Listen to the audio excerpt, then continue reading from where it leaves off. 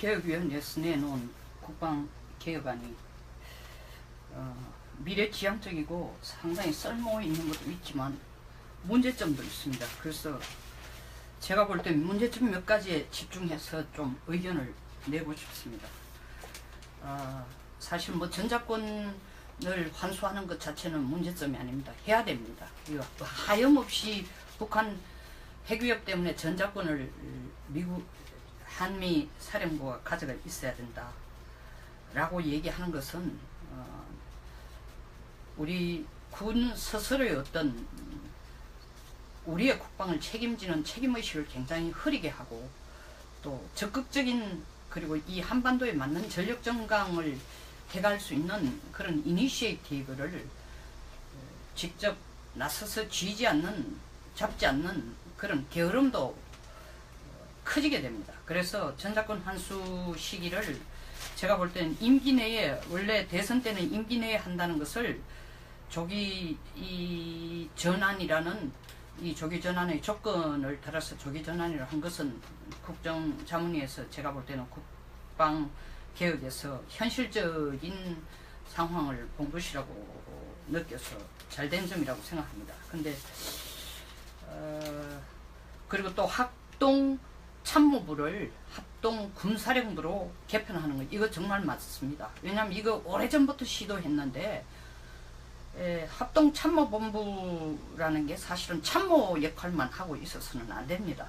그래서 이 합동군 체제로 가려고 하는, 통합군 내지는 합동군 체제로 가는 것이 결국 미래 전쟁의 가장 바람직한 대처 방안이라고 생각해서 사실 군령을 이행하는 그런 차원에서 이 본부를 만들어야지, 참모 역할만 해주는 역할을 한다면은 실질적으로 합동군 참모본부 자체가 할 수 있는 게 군령 행사와는 직접된 역할을 전혀 못한다는 거죠. 실질적으로 전쟁의 명령권을 갖고 있는 것은 국방장관이 아니고 작전에 대한 명령권은 합참의장이 갖고 있습니다. 합참의장이라는 건 6회 공군 다 합친 군을 합참이라고 하는데, 그러려고 하면 합참의장 자체가 사실은 이 군 지휘권, 작전 사령권을 가지려면은 사실은 이 자기를 도와주는 부서가 참모 부서가 아니고 동시에 군 사령부가 되어야 됩니다. 그리고 이렇게 되기 위해서는 오랫동안 고질적으로 고쳐지지 않고, 제가 현역에 있을 때 이걸 한번 해보려고 했는데 끝까지 안 되더라고요. 저항이 뭐냐면 상부 지휘구조 개편. 이 지금 박근혜 정권에서 안보실장으로 있던 김관진 전 국방장관이 많은 애를 썼습니다만 결국 안 됐습니다. 이유는 간단합니다. 상부 지휘구조 개편을 하자고 하니까 해공군이 혈서를 쓰겠다고 반대를 하고 나섰습니다. 왜냐하면 아니라도 숫자적으로 국방부가 아니고 육방부인데, 육군 중심의 육방부인데 상부 지휘 구조를 개편하면은 해군 공군이 육군 산하에, 지금도 숫자적으로는 육군 산하에 들어가 있지만, 산하라는 게 직접 지휘 구조는 아니지만 숫자적으로는 육군이 숫자가 실질적으로 50만에 가까운데, 해공군 합쳐서 실제로 10만 정도로 왔다 갔다 하고 있습니다. 그러니까 숫자적으로 절대적인 열세인 해공군은 그 아니라도 정책에서도 전략에서도 전부 육군의 지배구조 하에서 이 지휘까지도 육군 중심으로 하는 건 말이 안 된다. 미래 전쟁 형태도 육군 중심의, 남북한 전쟁도 육군 중심의 1950년대 전쟁 시나리오와 같은 육군 중심으로 봐서만은 안 되는데, 이거 안 된다. 그러면 해군이나 공군이 상부 지휘 구조에 실질적으로 상부 지휘자가 되라 이러니까, 또 육군은 뭐라고 얘기하냐면, 해군하고 공군하고 몇 개 나오면 결국 그 각군 자기 해군의 이기주의, 공군의 이기주의에만 함몰하기 때문에 또 안 된다 해서 결국 상부 지휘 구조를 개편을 하지를 못했습니다. 그런데 합동 참모본부가 아니고 합동 군사령부로 개편하면은 상부 지휘 구조가 사실은 개편되기가 상당히, 상부 지휘 구조 개편이 가능할 것 같습니다. 사실 일본 같은 데도 육군, 공군, 해군이 한 캠퍼스에 있고 같은 그 전략이라든가 교본, 전쟁 교본을 가지고 공부를 하고 있습니다. 합동군이 가능한 거죠. 그리고 북한도 사실은 보면은 북한은 2군 체제라 해도 과언이 아닙니다. 육군, 해군, 공군이 하나의 군이고, 그 다음에 전략 포병대, 전략기획군이 소위 말하는 미사일과 핵만 담당하는 군이 제2군입니다. 이 실질적인 북한의 이 비대칭 전력을 통제하는 가장 북한에서 수뇌부 역할을 하는 군 수뇌부 역할을 하는 게 이게 제2 소위 말하는 전략 포병대입니다. 이 뭐 핵 개발하는 친구들을 지난 뭐 핵실험도 그렇고 사실 장거리 미사일 시험 발사 후에도 황병서나 뭐 최룡해나 뭐 이런 사람들보다 더 앞쪽에 내세운 게 결국 이 제2 전략 포병 부대라고, 전략 포병이라고 하지만 실질적으로 이것은 미사일 핵 부대입니다.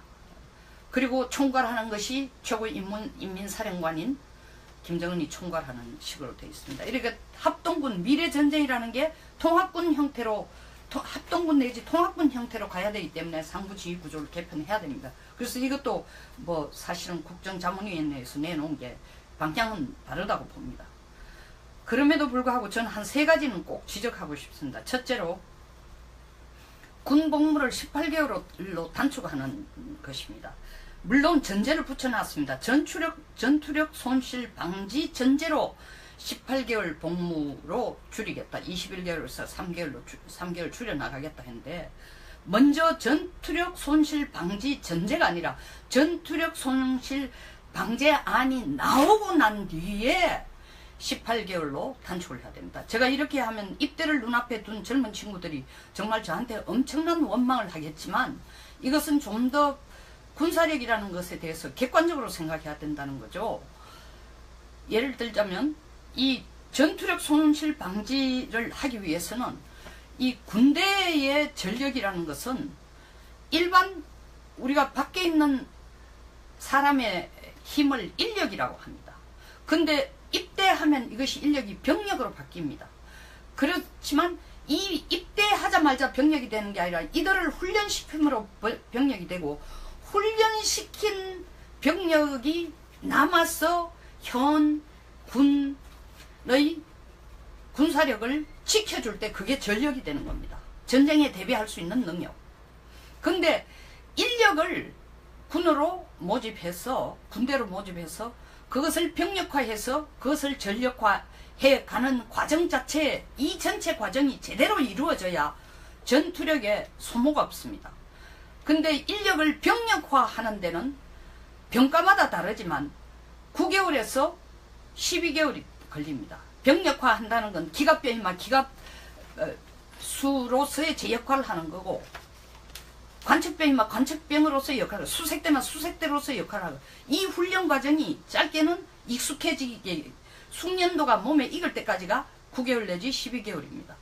그런데 9개월 내지 12개월에 걸치는 이 훈련 기간을 거쳐서 겨우 병력화된 것을 3, 4개월 후에, 5, 6개월 후에 바로 내보내면 전력이 남아있지 않습니다. 다시 말하면 전문화된 군사력이 없다는 거죠. 전투할 수 있는 전투력이 없다는 겁니다. 이게 숫자를 60만, 사병을 48만을 불러오느냐 50만을 불러오느냐 이게 중요한 게 아니고 전투력 유지가 중요합니다. 그래서 18개월로 할 경우에는 전투력 유지가 최소한 60%는 돼야 된다는 거죠. 다시 말하면 인력이 병력화돼서 병력이 전력으로 남아있는 숫자가 다시 입대해서 훈련하는 거와 순환율이 60%는 전문 인력이, 전문 병력이 60%는 유지가 돼줘야 제대로 된 전투력으로, 뭐 아주 보수적으로 50%까지도 얘기합니다만 60%는 유지가 돼야 전투력 유지가 되는 겁니다. 근데 지금 훈련되자마자 바로 내보내면 병력까지는 숫자가 60만을 채울지 몰라도 전투력은 거의 제로에 가까운, 뭐 과장했습니다만 엄청나게 제로는 아니겠지만 상당한 손실이 있다는 겁니다. 그럼 군대에 입대하는 숫자가 중요한 게 아니라 전투력으로 남아있는 훈련된 병력이 필요하다는 겁니다. 그러면 18개월로 줄이려고 하면 18개월 줄이는 자체가 반대가 아니고, 이렇게 훈련화된 직업군인, 진짜 전투를 할 수 있는 전투력을 유지하기 위해서는 이 공백을 채우기 위해서 부사관을 대폭 먼저 확충을 해놓고 난 뒤에 18개월로 조정해야 되는 앞뒤 순서가 안 맞습니다. 지금 부사관 늘리라는 거 돈 없다는 거 아닙니까? 그러면서 18개월 하면서 병장들 월급을 2022년에 80만원까지 주면 80만원 주는 것이 못마땅하다는 게 아니라 80만원 주면 뭐합니까? 훈련시키자마자 바로 내보내는데. 그래서 이 문제는 부사관을 증원하는 문제, 다시 말하면 제대로 된 전투력으로 남아있을 병력을 먼저 채우는 청사진이 나오고 난 뒤에 18개월로 해야지, 그렇지 않고 바로 18개월 하는 건 이건 정말 포퓰리즘적인 얘기밖에 안 됩니다. 그래서 반드시 부사관을 증원하는 예산과 계획이 먼저 전제되고 18개월로 나와야 되지, 앞에는 크다는 글자로 18개월로 복무를 단축한다 해놓고 깨알 같은 글씨로 그냥 요렇게 풋노트 붙이듯이 전투력 손실 방지 전제로. 이 방지 전제가 뭡니까? 부사관을 뽑아야 되는데 부사관은 먼저 증원하십시오 하니까 돈이 없다는 겁니다. 그러면 국방비에서 부사관 증원하는 계획과 확보가 먼저 이루어진 후에 18개월로 가야 된다는 거. 그렇지 않으면 이거는 완전히 군 젊은 장병들의 환심을 샀어 군대라는 명목만 유지하는 것입니다. 군대가 없는 것입니다. 전투력이 없는 군대입니다. 그래서 이건 아주 잘못됐다라는 생각이 듭니다. 두 번째로는 방위사업 비리 척결 당연히 해야 됩니다. 이게 몇 년 해묵은 겁니까? 1970년 ADD를 우리 국방, 사주국방 하기 위해서 우리 국산 무기를 만들기 위해서 박정희 대통령이 정말 카터 대통령이 와서 닉슨 독트린에 의해서 아시아의 국가들은 자기 국방은 자기가 하라고 하고 한 뒤에 카터 대통령이 7사단을 뽑아나가겠다 할 때 우리 대통령, 박 대통령이 너무 놀라서 ADD를 만들었습니다. 그리고 만들자마자 2년 내에 소총 몇 가지 이 무기를 국산화하는데 정말 ADD가 혁혁한 공헌을 세웠습니다. 북한에서도 이 국방과학연구소가 정말 김정은의 5손가락에 안에 들어가는 중요한 기구로서, 기관으로서 역할을 하고 대우를 받고 있습니다. 나라 지키는 연구와 나라 지키는 무기를 만들어내는 곳이니까요.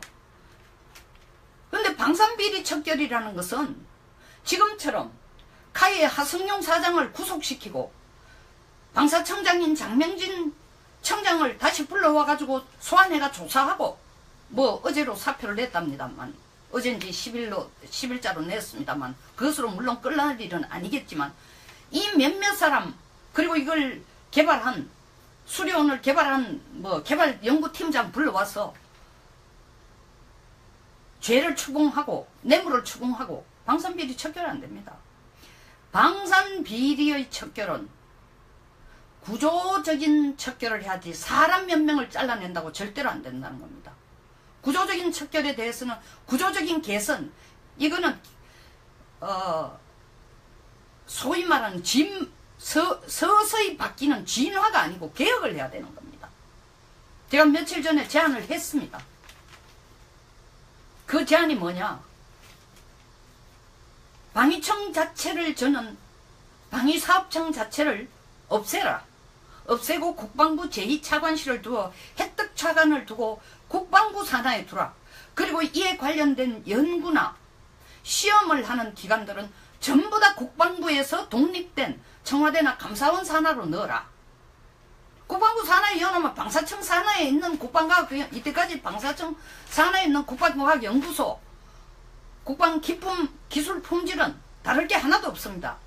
내가 떡 만들어내고 내 아들, 내 형제한테 이 떡이 A등급이라고 성적표를 만들으라고 빈 백지를 주는 것과 같은 형태였기 때문에 지금 이런 문제가 생깁니다. 실제로 어떤 제품을 만들어가지고 그 제품을 몰래 팔아먹거나 도둑질을 해가지고 문제가 되는 거는 아주 극소수입니다. 근본적으로 만드는 과정부터가 지금 심각한 문제에 처해 있다는 겁니다.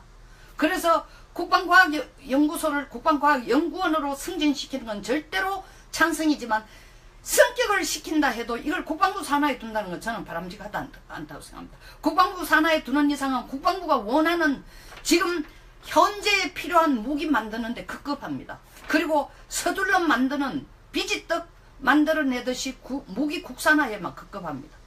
미래 전장과 미래 전쟁과 미래 전략에 맞는 그런 무기를 만들도록 독립적인 연구를 할 수 있도록 둬야 된다는 거예요. 품질 연구는 마찬가지입니다. 품질은 마찬가지입니다. 장병들이 병사들이 먹는 음식에서부터 그것을 비무기품이라 합니다.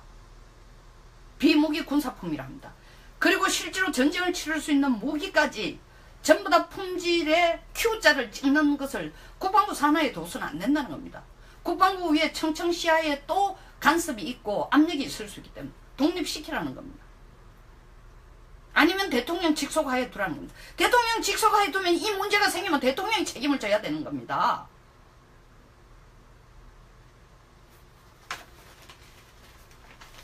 그래서 저는 방사청 지금 방위사업 비리 척결한다고 뭐 난립니다. 뭐 국방부 장관도 얘기하고 또 뭐 국정자문 기획자문위에도 얘기하고 다른 또 장관도 자기가 이 방산 비리만은 철저히 뽑겠다. 사람 몇 명 바꿔가 되는 거 절대 아닙니다. 구조조정해야 됩니다. 근본적으로. 세 번째 마지막입니다. 방사청을 문민화. 이거 정말 큰일 날 얘기하고 있습니다. 2006년에 방위사업청을 만든 이유도 방사청을 무기 획득 개발을 문민화하기 위해서 만들었습니다. 문민화하고자 하는 제일 직접적인 목표가 이렇게 민간인이 들어가서 방위사업청을 운영을 하면 군인만큼 도둑질을 안 할 것이다. 세상에 이런 군에 대한 모욕이 어디 있습니까? 물론 군인 중에도 안 좋은 사람도 있습니다. 나쁜 사람도 있습니다. 도둑질하는 사람도 있습니다. 그러나 군인에게 맡겨뒀기 때문에 무기 획득 자체가 도둑질이 되고 문민에게 맡겨두면 도둑질이 안 된다. 이건 말이 안 되는 얘기입니다. 어쩌면 제복을 입은 사람들이 도둑질을 하는 데 대해서 더 양심의 가책을 느끼는지도 모릅니다.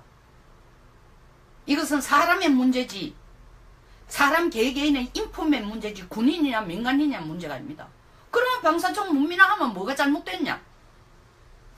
무기에 대해서 제대로 다루어보지도 작전도 야전에서 훈련을 시켜보지도 않은 사람들이 앉아가지고 가장 싼 무기만 찾고 있습니다. 그리고 난 뒤에 방사청이 예산 절감을 했다, 청렴결백하게 했다는 주장을 하고 있습니다.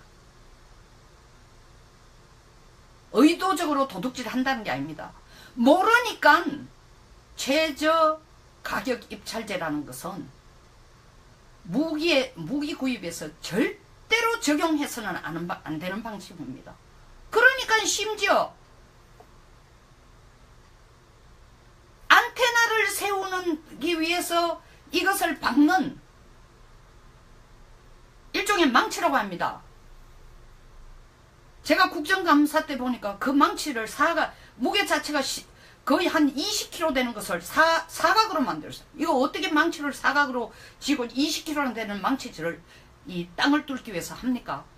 누가 만들었냐 하니까 전문가가 없는데 입찰제를 해보니 최저 입찰하는 쪽에서 이걸 만들었다는 겁니다. 그 전에 뭐 하던 사람이냐? 뭐 이불 장사를 했다나?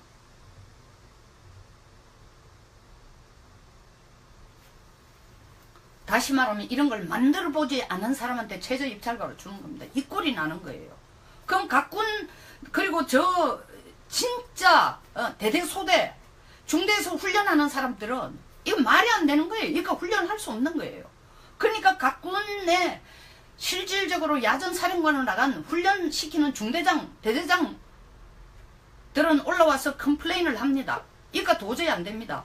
소요를 할 때에 소요 결정을 할 때 우리들도 참여시켜 주세요. 안 해주고 있습니다. 그래서 저는 방사청을 문민화하는 것은 절대 반대합니다. 방사청을 문민화하는 것이 중요한 것이 아니라 방사청 자체를 없애고 국방부의 제2획득차관실로 차관을 2개를 두고 2자를 두고 획득차관실로 두어 실제로 무기를 만들어보고 써보고 훈련하는데 써보고 시험하고 하는 사람들이 소요를 그리고 전략을 짜는 사람들이 소요를 결정할 수 있도록 무기 획득에 관련된 모든 것은 국방부에게 넘기라는 것입니다. 그리고 소요 결정도 합참과 무기를 획득하는, 지금은 방사청이지만 획득 처관이 하면 같이 결정을 해야 돼요. 각 군도 포함되고 같이 결정해야 된다는 겁니다. 이러지 않고는 방산 비리 척결 안 됩니다. 지금 뭐 망치과 뽕망치과 이 뭡니까 이거 뚜껑이 잡는 식으로 사람 몇 명 뽑아가지고 머리 때리는 것으로 방산 비리 척결된다고 이때까지 계속 그렇게 해왔습니다. 안 바뀝니다. 그래서 지금 이걸 만드는 것을 보니까 저는 국정기획자문위에 진짜 국방작전, 훈련, 무기 획득 이런 전문가들이 들어가서 군과 관련된 개혁으로 이런 안을 내놓았는지 심히 걱정이 됩니다. 이런 부분은 국민의 한 사람의 얘기라고 좀 귀담아 들어주시고 이 국정기획자문위가 내놓은 아이디어가 그대로 다 통과되는 건 아니니까 적극 참고해 주셨으면 합니다. 개혁위원회에서 내놓은 국방개혁안이 미래지향적이고 상당히 쓸모 있는 것도 있지만 문제점도 있습니다. 그래서 제가 볼 때 문제점 몇 가지에 집중해서 좀 의견을 내고 싶습니다. 사실 뭐 전작권을 환수하는 것 자체는 문제점이 아닙니다. 해야 됩니다. 이거 하염없이 북한 핵위협 때문에 전작권을 미국 한미 사령부가 가져가 있어야 된다 라고 얘기하는 것은 우리 군 스스로의 어떤 우리의 국방을 책임지는 책임의식을 굉장히 흐리게 하고 또 적극적인 그리고 이 한반도에 맞는 전력 정강을 해갈 수 있는 그런 이니시에이티브를 직접 나서서 잡지 않는 그런 게으름도 커지게 됩니다. 그래서 전작권 환수 시기를 제가 볼 때는 임기 내에, 원래 대선 때는 임기 내에 한다는 것을 조기 전환이라는 이 조기 전환의 조건을 따라서 조기 전환이라고 한 것은 국정자문위에서 제가 볼 때는 국방개혁에서 현실적인 상황을 본 것이라고 느껴서 잘된 점이라고 생각합니다. 근데 그리고 또 합동 참모부를 합동 군사령부로 개편하는 것, 이거 정말 맞습니다. 왜냐하면 이거 오래전부터 시도했는데 합동 참모본부라는 게 사실은 참모 역할만 하고 있어서는 안 됩니다. 그래서 이 합동군 체제로 가려고 하는, 통합군 내지는 합동군 체제로 가는 것이 결국 미래 전쟁의 가장 바람직한 대처 방안이라고 생각해서 사실 군령을 이행하는 그런 차원에서 이 본부를 만들어야지, 참모 역할만 해주는 역할을 한다면은 실질적으로 합동군 참모본부 자체가 할 수 있는 게 군령 행사와는 직접된 역할을 전혀 못한다는 거죠. 실질적으로 전쟁의 명령권을 갖고 있는 것은 국방장관이 아니고 작전에 대한 명령권은 합참의장이 갖고 있습니다. 그래 합참의장이라는 거 6회 공군 다 합친 군을 합참이라고 하는데, 그러려고 하면 합참의장 자체가 사실은 이 군 지휘권, 작전 사령권을 가지려면은 사실은 이 자기를 도와주는 부서가 참모 부서가 아니고 동시에 군 사령부가 되어야 됩니다. 그리고 이렇게 되기 위해서는 오랫동안 고질적으로 고쳐지지 않고, 제가 현역에 있을 때 이걸 한번 해보려고 했는데 끝까지 안 되더라고요. 저항이 뭐냐면 상부 지휘구조 개편, 이 지금 박근혜 정권에서 안보실장으로 있던 김관진 전 국방장관이 많은 애를 썼습니다만 결국 안 됐습니다. 이유는 간단합니다. 상부 지휘구조 개편을 하자고 하니까 해공군이 혈서를 쓰겠다고 반대를 하고 나섰습니다. 왜냐하면 아니라도 숫자적으로 국방부가 아니고 육방부인데 육군 중심의 육방부인데 상부 지휘 구조를 개편하면은 해군 공군이 육군 산하에 지금도 숫자적으로는 육군 산하에 들어가 있지만 산하라는 게 직접 지휘 구조는 아니지만 숫자적으로는 육군이 이 숫자가 실질적으로 50만에 가까운데 해공군 합쳐서 실제로 10만. 현재에 필요한 무기 만드는데 급급합니다. 그리고 서둘러 만드는 비지떡 만들어내듯이 무기 국산화에만 급급합니다. 미래 전장과 미래 전쟁과 미래 전략에 맞는 그런 무기를 만들도록 독립적인 연구를 할 수 있도록 둬야 된다는 거예요. 품질 연구와 마찬가지입니다. 품질과 마찬가지입니다. 장병들이 병사들이 먹는 음식에서부터 그것을 비무기 품이라 합니다. 비무기 군사품이라 합니다. 그리고 실제로 전쟁을 치를 수 있는 무기까지 전부 다 품질의 Q자를 찍는 것을 국방부 산하에 둬서는 안 된다는 겁니다. 국방부 위에 청청시야에 또 간섭이 있고 압력이 있을 수 있기 때문에 독립시키라는 겁니다. 아니면 대통령 직속하에 두라는 겁니다. 대통령 직속하에 두면 이 문제가 생기면 대통령이 책임을 져야 되는 겁니다.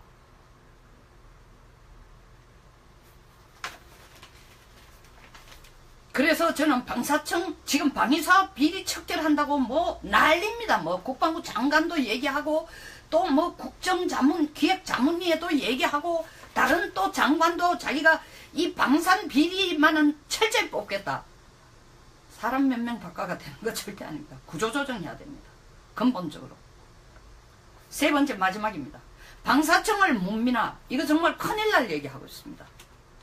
2006년에 방위사업청을 만든 이유도 방사청을 무기 획득 개발을 문민화하기 위해서 만들었습니다. 문민화하고자 하는 제일 직접적인 목표가 이렇게 민간인이 들어가서 방위사업청을 운영을 하면 군인만큼 도둑질을 안 할 것이다. 세상에 이런 군에 대한 모욕이 어디 있습니까? 물론 군인 중에도 안 좋은 사람도 있습니다. 나쁜 사람도 있습니다. 도둑질하는 사람도 있습니다. 그러나 군인에게 맡겨뒀기 때문에 무기 획득 자체가 도둑질이 되고 문민에게 맡겨두면 도둑질이 안 된다. 이건 말이 안 되는 얘기입니다. 어쩌면 제복을 입은 사람들이 도둑질을 하는 데 대해서 더 양심의 가책을 느끼는지도 모릅니다. 이것은 사람의 문제지 사람 개개인의 인품의 문제지 군인이나 민간인이나 문제가 아닙니다. 그러면 방사청 문민화하면 뭐가 잘못됐냐? 무기에 대해서 제대로 다루어보지도 작전도 야전에서 훈련을 시켜보지도 않은 사람들이 앉아가지고 가장 싼 무기만 찾고 있습니다. 그리고 난 뒤에 방사청이 예산 절감을 했다, 청렴결백하게 했다는 주장을 하고 있습니다. 의도적으로 도둑질 한다는 게 아닙니다. 모르니까 최저 가격 입찰제라는 것은 무기 구입에서 절대로 적용해서는 안 되는 방식입니다. 그러니까 심지어 안테나를 세우기 위해서 이것을 박는 일종의 망치라고 합니다. 제가 국정감사 때 보니까 그 망치를 무게 자체가 거의 한 20kg 되는 것을 사각으로 만들었어요. 이거 어떻게 망치를 사각으로 쥐고 20kg 되는 망치질을 이 땅을 뚫기 위해서 합니까? 누가 만들었냐 하니까 전문가가 없는데 입찰제를 해고 최저 입찰하는 쪽에서 이걸 만들었다는 겁니다. 그 전에 뭐 하던 사람 군사력을 지켜줄 때 그게 전력이 되는 겁니다. 전쟁에 대비할 수 있는 능력. 근데 인력을 군으로 모집해서 군대로 모집해서 그것을 병력화해서 그것을 전력화해 가는 과정 자체 이 전체 과정이 제대로 이루어져야 전투력에 소모가 없습니다. 근데 인력을 병력화하는 데는 병가마다 다르지만 9개월에서 12개월이 걸립니다. 병력화한다는 건 기갑병이면 기갑수로서의 제 역할을 하는 거고 관측병이면 관측병으로서의 역할을 하고 수색대면 수색대로서의 역할을 하고 이 훈련 과정이 짧게는 익숙해지게 숙련도가 몸에 익을 때까지가 9개월 내지 12개월입니다. 그런데 9개월 내지 12개월에 걸치는 이 훈련 기간을 거쳐서 겨우 병력화된 것을 3, 4개월 후에 5, 6개월 후에 바로 내보내면 전력이 남아있지 않습니다. 다시 말하면 전문화된 군사력이 없다는 거죠. 전투할 수 있는 전투력이 없다는 겁니다. 이게 숫자를 60만 사병을 48만을 불러오느냐 50만을 불러오느냐 이게 중요한 게 아니고 전투력 유지가 중요합니다. 그래서 18개월로 할 경우에는 전투력 유지가 최소한 60%는 돼야 된다는 거죠. 다시 말하면 인력이 병력화돼서 병력이 전력으로 남아있는 숫자가 다시 입대해서 훈련하는 거와 순환율이 60%는 전문 인력이 전문 병력이 60%는 유지가 돼줘야 제대로 된 전투력으로 뭐 아주 보수적으로 50%까지도 얘기합니다만 60%는 유지가 돼야 전투력 유지가 되는 겁니다. 근데 지금 훈련되자마자 바로 내보내면 병력까지는 숫자가 60만을 채울지 몰라도 전투력은 거의 제로에 가까운 뭐 과장했습니다만 엄청나게 제로는 아니겠지만 상당한 손실이 있다는 겁니다. 그럼 군대에 입대하는 숫자가 중요한 게 아니라 전투력으로 남아있는 훈련된 병력이 필요하다는 겁니다. 그러면 18개월로 줄이려고 하면 18개월 줄이는 자체가 반대가 아니고 이렇게 훈련화된 직업군인 진짜 전투를 할 수 있는 전투력을 유지하기 위해서는 이 공백을 채우기 위해서 부사관을 대폭 먼저 확충을 해놓고 난 뒤에 18개월로 조정해야 되는 앞뒤 순서가 안 맞습니다. 지금 부사관 늘리라는 거 돈 없다는 거 아닙니까? 그러면서 18개월 하면서 병장들 월급을 2022년에 80만원까지 주면 80만원 주는 것이 못마땅하다는 게 아니라 80만원 주면 뭐합니까? 훈련시키자 말자 바로 내보내는데. 그래서 이 문제는 부사관을 증원하는 문제, 다시 말하면 제대로 된 전투력으로 남아있을 병력을 먼저 채우는 청사진이 나오고 난 뒤에 18개월로 해야지 그렇지 않고 바로 18개월 하는 거 이건 정말 포퓰리즘적인 얘기밖에 안 됩니다. 그래서 반드시 부사관을 증원하는 예상과 계획이 먼저 전제되고 18개월로 나와야 되지 앞에는 크다란 글자로 18개월로 복무를 단축한다 해놓고 깨알 같은 글씨로 그냥 요렇게 풋노트 붙이듯이 전투력 손실 방지 전제로 이 방지 전제가 뭡니까? 부사관을 뽑아야 되는데 부사관은 먼저 증원하십시오 하니까 돈이 없다는 겁니다. 그러면 국방비에서 부사관 증원하는 계획과 확보가 먼저 이루어진 후에 18개월로 가야 된다는 거. 그렇지 않으면 이거는 10만 정도로 왔다 갔다 하고 있습니다. 그러니까 숫자적으로 절대적인 열세인 해공군은 그 아니라도 정책에서도 전략에서도 전부 육군의 지배구조하에서 이 지휘까지도 육군 중심으로 하는 건 말이 안 된다. 미래 전쟁 형태도 육군 중심의 남북한 전쟁도 육군 중심의 1950년대 전쟁 시나리오와 같은 육군 중심으로 봐서만은 안 되는데 이거 안 된다. 그러면 해군이나 공군이 상부 지휘 구조에 실질적으로 상부 지휘자가 되라 이러니까 또 육군은 뭐라고 얘기하냐면 그 해군하고 공군하고 몇 개 넣으면 결국 그 각군 자기 해군의 이기주의 공군의 이기주의에만 함몰하기 때문에 또 안 된다 해서 결국 상부 지휘 구조를 개편을 하지를 못했습니다. 그런데 합동참모본부가 아니고 합동군사령부로 개편하면은 상부 지휘 구조가 사실은 개편되기가 상당히 상부 지휘 구조 개편이 가능할 것 같습니다. 사실 일본 같은 데도 육군, 공군, 해군이 한 캠퍼스에 있고 같은 그 전략이라든가 교본, 전쟁 교본을 가지고 공부를 하고 있습니다. 합동군이 가능한 거죠. 그리고 북한도 사실은 보면은 북한은 2군 체제라 해도 과언이 아닙니다.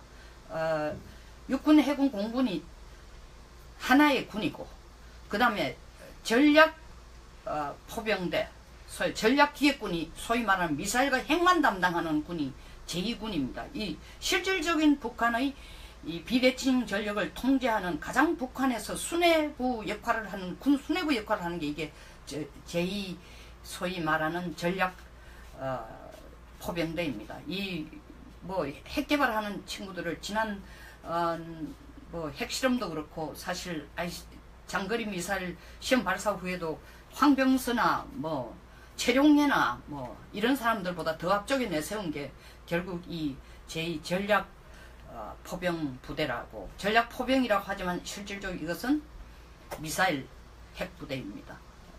그리고 총괄하는 것이 최고 인민사령관인 김정은이 총괄하는 식으로 되어 있습니다. 이렇게 합동군, 미래전쟁이라는 게 통합군 형태로, 합동군 내지 통합군 형태로 가야 되기 때문에 상부지휘 구조를 개편해야 됩니다. 그래서 이것도 뭐 사실은 국정자문위원회에서 내놓은 게 방향은 다르다고 봅니다.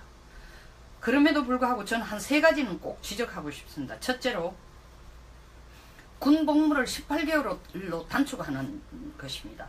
물론 전제를 붙여놨습니다. 전투력 손실 방지 전제로 18개월 복무로 줄이겠다. 21개월에서 3개월 줄여나가겠다 했는데, 먼저 전투력 손실 방지 전제가 아니라 전투력 손실 방제안이 나오고 난 뒤에 18개월로 단축을 해야 됩니다. 제가 이렇게 하면 입대를 눈앞에 둔 젊은 친구들이 정말 저한테 엄청난 원망을 하겠지만, 이것은 좀 더 군사력이라는 것에 대해서 객관적으로 생각해야 된다는 거죠.